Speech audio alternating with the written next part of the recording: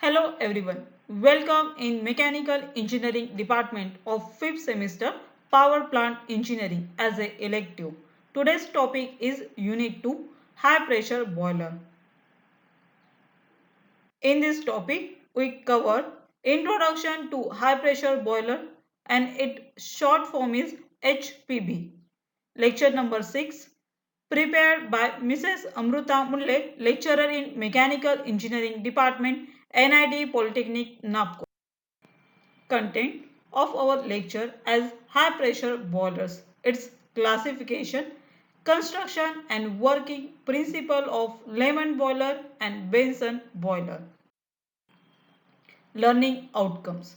After completion of this lecture, you are able to identify the components of high pressure boilers, list the types of high pressure boilers, explain working of high pressure boiler. So question is, what is boiler? You all are know about what is boiler because you learn in third semester thermal engineering subject basic of boilers. So think, remind, revise. तो कुछ याद आया कि boiler क्या है? Boiler एक chicken का भी नाम होता है, पर यहाँ पे बॉयलर का मीनिंग होता है टू बॉईल, यानी एक ऐसा बर्तन जिसको हम हीट देंगे, तो हीट देने के वजह से वाटर स्टीम फॉर्म में कन्वर्ट होगा. That simple means conversion of water into steam as called as a boiler, and this steam is used to generate power and various application in various industries. तो हम देखते हैं एक diagram जो boiler है. ऐसा डायग्राम आपने थर्ड सेम में थर्मल इंजीनियरिंग में देखा है कि बॉयलर जो होता है एक क्लोज वेसल से बना होता है, जैसे आप यहाँ पे देख रहे हैं, जिसमें एक कंबशन चैम्बर होता है जिसमें हम कोल और फ्यूल का हीट फॉर्म करते हैं, जिसमें हमें हीट मिलती है. इसी बीच में इन कंबशन चैम्बर में हम वाटर के ट्यूब्स को लगाते हैं और वाटर के ट्यूब्स में वाटर सर्कुलेट करते हैं. एयर और फ्यूल आती है, बर्न होती है इन कंबशन चैम्बर. इसकी जो एयर और फ्यूल की जो हीट है ये वाटर एब्जॉर्ब करता है, और वाटर जब हीटेड होता है तो ये water above some temperature heat gain करके स्टीम फॉर्म में कन्वर्ट होता है. तो वाटर का कंटिन्यूएशन में स्टीम फॉर्म होता है, और यही हम एक क्लोज वेसल में फिर से कलेक्ट करते हैं, जिसमें अगर कुछ मॉइस्चर कंटेंट पार्टिकल स्टीम में रह गए तो ये क्लोज वेसल में वो फिर से सेपरेट हो जाएंगे, और जो प्योर सुपरहीटेड स्टीम है वो हम पावर जनरेशन के लिए यूज करेंगे. और यहाँ पे जो कंबशन चैम्बर के अंदर कोल और फ्यूल का जो मिक्सचर आफ्टर बर्निंग के बाद रह गया है उसे हम फ्लू गैसेस कहते हैं, और उसे हम एग्जॉस्ट करेंगे at a particular height, and this exhaustion system is called as a chimney. तो ऐसा ये बॉयलर होता है जिसको हमने पहले से ही देखा है. इसको और भी क्लियर करते हैं कि बॉयलर किस तरह से वर्क करेगा, वाटर किस तरह से कंटिन्यूअसली सर्कुलेट होगा. तो देखते हैं next diagram. This is a one of the animated and picture of boiler. जैसे कि आप यहाँ पे देख रहे हैं हॉट कोल में, इस हॉट कोल में हीट जनरेट हो रही है. यही हीट इस ट्यूब के थ्रू अंदर जा रही है, या पाइप्स लगे हैं, तो इस बीच में ये जो क्लोज वेसल है इसको हम बॉयलर बोलेंगे. यहाँ पे स्टीम फॉर्म होगी, तो यहाँ से हीट पास होगी चैम्बर के अंदर. चैम्बर के अंदर वेरियस पाइप्स ट्यूब्स लगे जाएंगे जिसमें वाटर का कंटिन्यूएशन में सर्कुलेशन होगा, और जैसे जैसे हीट यहाँ से जाएगी और दूसरे एंड से बाहर निकलेगी, तो वैसे वैसे वाटर यहाँ से कोल्ड होगा, और जहाँ पे एग्जॉस्ट में इनलेट में हीट ज़्यादा है वहाँ पे ज़्यादा हीट गेन करके ये स्टीम फॉर्म में हम यूज़ करेंगे for power generation in power plant engineering. So it's a boiler. अब हम देखते हैं what are high pressure boilers. Boilers तो हमें पता चल गया कि जो स्टीम को कन्वर्ट कर रहा है in close vessel by using of heat of air and fuels. But again question, what is high pressure boiler? High pressure boiler क्या होता है? कुछ है सोचिए। तो हाई प्रेशर बॉयलर ऐसा हो सकता है कि बॉयलर तो है यानी स्टीम फॉर्म कन्वर्ट करेगा, उसके साथ साथ उसका जो प्रेशर है नॉर्मल बॉयलर के प्रेशर से ज़्यादा रहेगा। हमें ज़्यादा प्रेशर अचीव करना है इन दिस बॉयलर। तो let us discuss high pressure boiler. तो हाई प्रेशर बॉयलर में आता है, high pressure boilers are used to increase the efficiency of the plant. High pressure boiler जो है हमारे प्लांट की एफिशिएंसी को बढ़ाएगा। कौन से प्लांट की? थर्मल पावर प्लांट की और स्टीम पावर प्लांट की। नेक्स्ट है, these are developed because of rising cost of fuel and restrictions on air pollution। इसको हमने जो बनाया है वो क्यों बनाया है? राइजिंग यानी increasing continuous cost of fuel and reduction in air pollution. So next is a modern power generation plants generally use high pressure boiler। तो मॉडर्न पावर जनरेशन में यानी अभी जो स्टीम पावर प्लांट्स यूज होते हैं जिसमें electricity बनती है, उन सारे प्लांट्स में हाई प्रेशर बॉयलर्स यूज किए जाते हैं। उसमें एडवांस टेक्नोलॉजी है जिससे फ्यूल की कॉस्ट भी कम हो सकती है और एयर पोल्यूशन भी कम होता है और हमें कम रेट में superheated steam, qualityful superheated high pressure steam achieve होता है। These high pressure boilers have pressure about 140 bar and the temperature may be used to 540 to 610 degrees centigrade। It is the most important characteristic of high pressure boiler। Now the time is to discuss characteristic of high pressure boilers। तो आइए देखते हैं कि क्या क्या characteristic होती है high pressure boiler में rather than अदर बॉयलर्स। तो फर्स्ट है, modern boilers are water tube, यानी हमारे जो हाई प्रेशर बॉयलर्स रहेंगे वो रहेंगे वाटर ट्यूब। यहाँ पे फायर ट्यूब यूज नहीं कर सकते। Then they use force type of water circulation. इसमें वाटर सर्कुलेशन फोर्स रहेगा, उसमें हम नेचुरल सर्कुलेशन यूज नहीं कर सकते। It is one of the important characteristic of high pressure boiler. तो सभी जो हाई प्रेशर बॉयलर होते हैं वो वाटर ट्यूब और फोर्स वाटर सर्कुलेशन का ही यूज करते हैं। नेक्स्ट है, they use feed water heater. Feed water का यूज करेंगे हम स्पेशली हाई प्रेशर बॉयलर में। They use modern methods of firing, that's pulverize firing, cycloid furnace and fluidized bed combustion. तो इन तीनों टर्म्स को हमें वन बाय वन समझना है। तो फर्स्ट हम देखते हैं pulverise firing. Pulverise firing means what? तो कोल को पाउडर फॉर्म में कन्वर्ट करके बाद में उसका कंबशन के लिए यूटिलाइज करना, that means a pulverize of coal. Cycloidal shape का जो फर्नेस रहेगा उसको हम बोलेंगे cyclone furnace. And fluidized bed combustion, ये हमें इसी चैप्टर में लास्ट कंटेंट में पढ़ना है, व्हाट इज एबीसी। तो हम यहाँ पे उसके बारे में डिस्कस नहीं करते। नेक्स्ट है, they use water treatment plant, demineralization plant to purify boiler feed water to minimize scale formation. Now we discuss about advantages of high pressure boiler। तो अभी हम देखते हैं कि ये हाई प्रेशर बॉयलर में इतनी सारी कैरेक्टरिस्टिक होती है तो जिसकी वजह से इसकी कॉस्ट तो बढ़ेगी, पर कॉस्ट बढ़ने के साथ अगर ये हमें बेनिफिशियल है तो हम इसका यूज कर सकते हैं। तो देखते हैं first, because of high velocities tendency of scale formation in the tubes is reduce. जैसे कि हमने देखा कि हम प्लांट में प्यूरिफिकेशन यूज करेंगे, वाटर को प्यूरिफाई करेंगे और उसके वजह से स्केल फॉर्मेशन, सॉल्ट डिपोजिशन कम होता है। That scale formation is reduce inside the tubes. Next है हमारा small light weight tubes of better heating. तो जो ट्यूब्स है जिसका वेट और साइज भी कम है, तो उसमें कांटेक्ट सरफेस बढ़ता है हीट के साथ कांटेक्ट करने का, जिसके वजह से काफी अच्छी स्टीम फॉर्म होता है। Heating surface arrange can be use.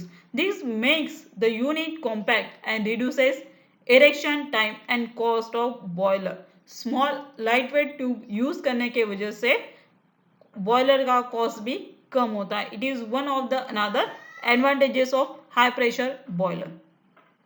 Due to force circulation for heating of all the parts in uniform which avoids overheating and development of thermal stresses. तो इस बॉयलर के अंदर हर साइड में इक्वली फोर्स सर्कुलेशन होने की वजह से every side equal heat dissipate होती है, जिसके वजह से कहीं पर भी ओवरहीटिंग और डेवलपमेंट ऑफ थर्मल स्ट्रेसेस का प्रॉब्लम नहीं आता। It is totally avoided of overheating and development of thermal stresses inside the boiler. Next, there is more flexibility in arrangement of furnace, tubes and other boiler components।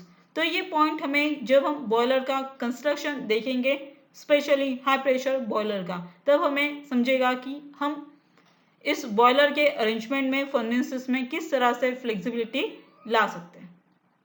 The steam can be raise quickly to meet the variable load requirement. तो इस boiler के अंदर हमें steam quick way से मिलती है। जो plant की अगर कैपेसिटी लोड इंक्रीज होती है तो कोई प्रॉब्लम नहीं आता। So the discuss with types of high pressure boiler. तो अब हम देखते हैं हाई प्रेशर बॉयलर के टाइप्स, जिसमें है Lamont boiler, Benson boiler, schematic Hartmann boiler, Loeffler boiler, Velox boiler and Ramsey boiler. ये 6 टाइप के बॉयलर्स हमें हाई प्रेशर बॉयलर में पढ़ना है और यही इंडस्ट्री में पावर जनरेशन के लिए यूज किया जाता है। तो आइए देखते हैं लेमन बॉयलर के बारे में। तो ये लेमन बॉयलर जो है ये 4 सर्कुलेशन वाटर ट्यूब बॉयलर है, जो एस्टेब्लिश हुआ 1925 as a name of Lamont boiler. तो ये स्कीमेटिक डायग्राम है लेमन बॉयलर की, जो कि आपको एग्जाम में ड्रॉ करना है। तो आइए देखते हैं टॉप से इसके कंपोनेंट्स कौन से हैं। तो from top chimney, air preheater, economiser, super heater, then convective evaporator and last is a combustion chamber. तो चिमनी क्या करता है, वाटर का जो स्टीम फॉर्म होने के बाद कंबशन चैम्बर में जो एग्जॉस्ट फ्लू गैसेज बची है उसको एटमॉस्फेरिक हाइट से अबाउ डिस्चार्ज करना, ये काम होता है चिमनी का। तो एयर प्रीहीटर क्या करेगा, एयर प्रीहीटर कंबशन के लिए जो एयर हम यूज करेंगे उसको इनिशियली लेवल पे हीट करने का काम करेगा, जिससे कंबशन के लिए टाइम और टेम्परेचर कम लगेगा। तो आइए देखते हैं लेआउट ऑफ लेमन बॉयलर। तो यहाँ पे फीड पंप दिया है वाटर फ्रॉम हॉट वेल, यहाँ से वाटर इनलेट होगा तो इकोनोमाइजर में जाएगा। तो इकोनोमाइजर से क्या होगा, यहाँ पे जो कंबशन चैम्बर में बिफोर एयर प्रीहीटर से जो हीट बची है उसको एब्जॉर्ब करके वाटर को हीट करेगा। तो जो वाटर कंबशन चैम्बर में जाने से पहले ही हीटेड रहेगा, तो इससे हमारे प्लांट की लेमन बॉयलर की इफिशिएंसी बढ़ेगी। तो ये जाएगा एक स्टोरेज और सेपरेटिंग ड्रम में, जिसके वजह से वाटर हीटेड होगा। तो यहाँ पे जो वाटर हीटेड होगा इसको हम फिर से रीसेंड करेंगे by using of circulating pump to the convective evaporator. Convective evaporator ये डायरेक्ट कांटेक्ट में आएगा कंबशन चैम्बर से। जो इस कंबशन चैम्बर में हीट जनरेट होगी उसको एब्जॉर्ब करके वाटर का स्टीम फॉर्म में कन्वर्शन करके स्टोरेज सेपरेटिंग ड्रम में जाएगा। और ये हीट जो स्टीम फॉर्म में है उस पार्टिकल को सेपरेट करके ओनली स्टीम को ही सुपर हीटेड के थ्रू प्राइम मूवर तक सेंड करेगा। यहाँ से जो हमें स्टीम मिलेगी उसमें कोई भी वाटर पार्टिकल्स प्रेजेंट नहीं होंगे। ये जो स्टीम रहेगी ये सुपर हीटेड स्टीम होगी और यहाँ पे जो स्टोरेज ड्रम सेपरेटिंग ड्रम में है, जो वाटर स्टीम फॉर्म में कन्वर्ट नहीं हुए और फिर से रिसर्कुलेट होंगे इन कंबशन चैम्बर। तो ये डायग्राम आपको एग्जाम में ड्रॉ करनी है। इसी को हम और भी क्लियर फॉर्म में देखते हैं एक कलरफुल डायग्राम के साथ। तो ये हमारा लेमन बॉयलर है, जैसा कि हमने पहले देखा। तो इसमें भी वैसे ही क्लोज वेसल दिख रहा है और उसमें डिफरेंट कंपोनेंट्स है, same like that previous diagram. Chimney, then air preheater, economizer, superheater, convective evaporator, radiant evaporator and last is a combustion chamber। तो यहाँ पे जैसे जैसे स्टीम बनती जाएगी तो कंबशन चैम्बर की हीट ऊपर ऊपर कम टेम्परेचर तक अब हो जाएगी। तो हर एक लेवल में कुछ ना कुछ हीट रहेगी। आप जैसे यहाँ पे देख रहे हैं रेड फॉर्म में जो है, यहाँ पे टेम्परेचर ज्यादा रहेगा कंबशन चैम्बर का, और जैसे जैसे एयर यही फ्लू गैसेस ऊपर ऊपर जाएगी टेम्परेचर कम होते जाएगा। तो इकोनोमाइजर में जो हीट वाटर एब्जॉर्ब करेगा वो कन्वेक्टिव इवेपोरेटर के कंपैरिजन में कम रहेगी।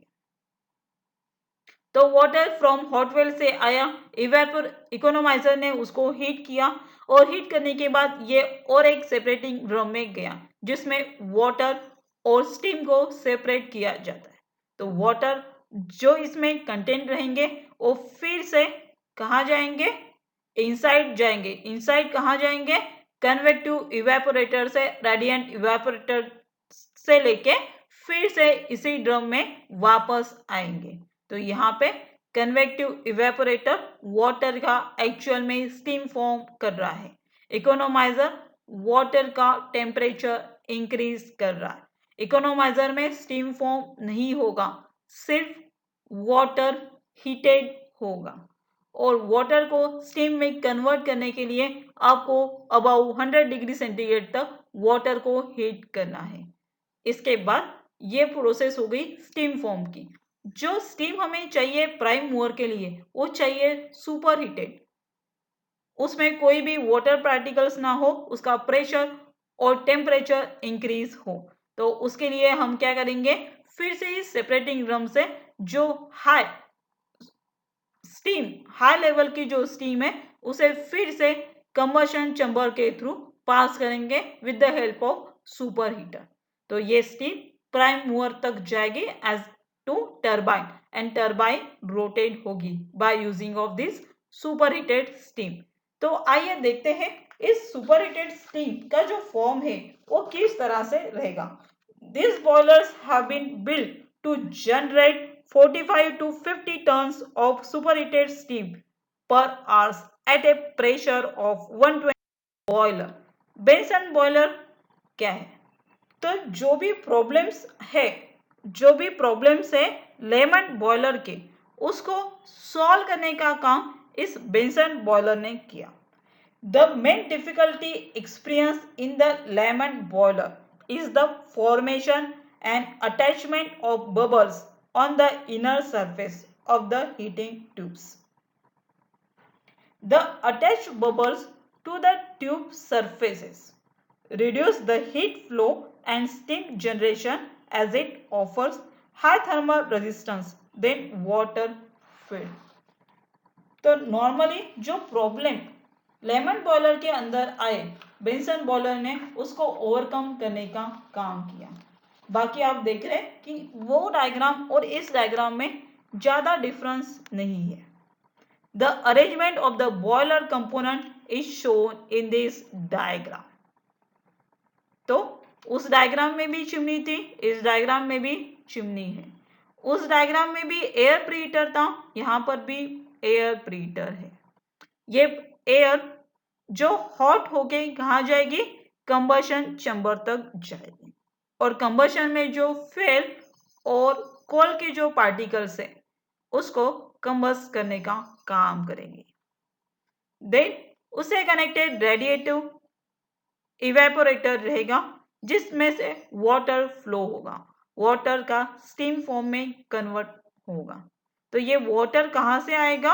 ये वाटर आएगा फीड पंप से इकोनोमाइजर तक। तो इकोनोमाइजर का जो वाटर है हम लेमन बॉयलर में फिर से सेपरेटिंग ड्रम में सेंड कर देते हैं। तो यहाँ पे जो है ये इकोनोमाइजर डायरेक्टली वाटर सेंड करेगा रेडिएट इवेपोरेटर में, जिसमें वाटर का टेम्परेचर सेपरेटिंग ड्रम में कम नहीं होगा। तो वाटर फीड पंप से इनलेट आया, इकोनोमाइजर में गया, इकोनोमाइजर में जाने की वजह से कंबशन चेंबर की जो रिमेनिंग हीट थी फ्रॉम फ्लू गैसेस उसको एब्जॉर्ब किया। तो वाटर प्रीवियसली ही हीटेड हो गया और ये डायरेक्टली कांटेक्ट में आया रेडिएंट इवेपोरेटर के थ्रू कंबशन चैम्बर से, जिसमें वाटर का स्टीम फॉर्म में कन्वर्शन होगा। इस स्टीम को हम फिर से रिसेंड करेंगे इवेपोरेटर में, यानी बची हुई जो कुछ पार्टिकल्स है इन द फॉर्म ऑफ मॉइस्चर, जो स्टीम में मॉइस्चर कंटेंट्स है उसको हमने इवेपोरेटर से फिर से हीट किया और इस इवेपोरेटर से जो स्टीम पास होगी वो हमने कलेक्ट किया सुपर हीटर में। सुपर हीटर में क्या होगा, यहाँ पे जो भी वाटर के स्मॉल पार्टिकल्स रिमेनिंग 0.1 to 5% इसको सुपर हीटर के थ्रू फिर से हीट किया जाएगा, जिसका प्रीवियस से टेम्परेचर और प्रेशर इंक्रीज होगा और ये सुपर हीटेड जो स्टीम रहेगी ये हम सेंड करेंगे प्राइम मूवर में। तो लेमन बॉयलर में ड्रम होता है जो वाटर को और स्टीम को सेपरेट करने का काम करता है और बेंसन बॉयलर में ड्रम एब्सेंट है, जिसके वजह से ये लाइट वेट है। तो इस तरह से दोनों का डिफरेंस और दोनों का कंस्ट्रक्शन आपको समझ गया। तो एग्जाम में construction and working of Benson boiler आता है तो आपको ये स्केच प्रिपेयर करके उसको ड्रॉ करना है। इसी डायग्राम को हम एक कलरफुल फॉर्म में देखेंगे ताकि आपके अगर कुछ डाउट्स है तो वो क्लियर हो सके। तो ये सेम डायग्राम वैसे ही है और सेम आपको कंपोनेंट्स दिख रहे हैं कि एक क्लोज वेसल है, क्लोज वेसल में ऊपर चिमनी होती है, ब्लोअर से एयर आएगी तो ये एयर प्रीटर से पास होगी। तो यहाँ पे जो कंबशन चैम्बर में जो रिमेनिंग हीट है जो एटमॉस्फेयर में सेंड होने वाली है बाय फ्लू गैसेस उसको एब्जॉर्ब करेगा ये एयर प्रीटर और एयर को हीट करेगा। ये एयर हम डायरेक्टली कंबशन चैम्बर तक पहुंचाएंगे और जिसके वजह से आपका कोल फ्यूल बर्निंग में हेल्प होगी। उसके बाद वाटर फ्रॉम हॉट वेल से आएगा with the use of feed pump, क्योंकि यहाँ पे फोर्स सर्कुलेशन है, नेचुरल सर्कुलेशन नहीं है। ये पास होगा इकोनोमाइजर से तो क्या होगा, वाटर हीट होगा। वाटर इकोनोमाइजर में स्टीम फॉर्म नहीं लेता, यहाँ पे हीट होता है। ये हीटेड वाटर पास होगा रेडिएंट इवेपोरेटर में। रेडिएंट इवेपोरेटर में वाटर का स्टीम फॉर्म कन्वर्शन होगा और ये कंटिन्यूअसली पास होगा कन्वेक्टिव इवेपोरेटर में। तो यहाँ पे जो स्टीम रेडिएंट इवेपोरेटर में नहीं बनी वाटर की वो कन्वेक्टिव इवेपोरेटर कन्वर्ट कर लेगा। ये डायरेक्टली वाटर का जो स्टीम फॉर्म में कन्वर्शन हुआ from economiser to radiant evaporator and convective evaporator, इसको हम डायरेक्टली पास करेंगे फ्रॉम सुपर हीटर। तो जो भी वाटर का जो टेम्परेचर स्टीम का हमने फॉर्म किया उसको सुपर हीटर फॉर्म में और हाई टेम्परेचर दिया जाएगा और ये फॉर्म होगा पास होगा डायरेक्टली टू प्राइम मूवर। यहाँ से जो सुपर हीटर से स्टीम आएगी ये स्टार्टिंग वॉल्स के लिए भी काम कर सकता। तो ये हमारा है बेंसन बॉयलर। तो बेंसन बॉयलर ये हमारा प्रॉब्लम सॉल्व करते हैं लेमन बॉयलर का। तो स्पेशली हम बोल सकते हैं कि लेमन बॉयलर में जो भी डिफिकल्टी आ रही है specially scale formation inside the tubes, उसको एलिमिनेट करने का काम बेंसन बॉयलर ने किया है। आइए देखते हैं इस बेंसन बॉयलर के एडवांटेजेस ओवर लेमन बॉयलर। तो फर्स्ट है due to the absence of drum initial cost is low. तो ड्रम हम यहाँ पे यूज नहीं कर रहे हैं बेंसन बॉयलर में, जो लेमन बॉयलर में यूज करते थे, जिसके वजह से इसकी कॉस्ट कम हो चुकी है। Initial cost is low. Next है हमारा सर्कुलेशन पंप इज अब्सेंट। तो वहां पे लेमन बॉयलर में 2 सर्कुलेटिंग पंप हमने यूज किए वाटर को सर्कुलेट करने के लिए। तो यहाँ पे सर्कुलेटिंग पंप यूज नहीं हो रहा है, ये भी इसका अनदर एडवांटेज है। The boiler is light in weight because of absence of drum. तो वाटर और स्टीम को कन्वर्ट करने के लिए जो हमने वहां पे ड्रम यूज किया वो यहाँ पे न होने की वजह से ये लाइट वेट है। It is one of the important advantage of Benson boiler. The boiler can be now the time is to discuss disadvantages of Benson boiler. हर चीज का कुछ एडवांटेज होता है तो कुछ डिसएडवांटेजेस भी होते हैं। तो उस डिसएडवांटेजेस के बारे में हम डिस्कस करते हैं। It requires specific means of washing the tubes to avoid solid deposition. तो यहाँ पे कंटिन्यूस वाटर आता है हीटेड फॉर्म में और फिर उसको हम रिसर्कुलेट करते हैं डिफरेंट एरियाज में। उसके वजह से directly water steam form provide करता है। कहीं पर भी वाटर को हमने स्टोर नहीं किया from water to steam conversion in the form of superheated, तो सॉलिड डिपोजिशन इसमें। Unit outcomes achieved by this lecture as explained with sketches of the working of the given type of boiler. Compare the silent features of the given types of high pressure boiler. Summary of today's lecture as high pressure boiler, its classification, meaning of boiler and high pressure boiler, construction and working principle of Lemon boiler and Benson boiler and its comparison. Program outcomes achieved by this lecture as PO1 to PO10 and PSO1 to PSO3 of this table. Now the time is to give some assignment, and this assignment is a assignment number 6. Note all the questions of this assignment and solve in your copy. Question 1. Write role of high pressure boiler. Next, classify high pressure boiler. Compare Lemon and Benson boiler. Explain working of Lemon boiler with neat sketch. Explain working of Benson boiler with neat sketch. You all note all the questions of this assignment and solve. If there is some problem and some difficulty, some portion is not understand, then watch this video again. Pause for some time, think and refer some points from this video.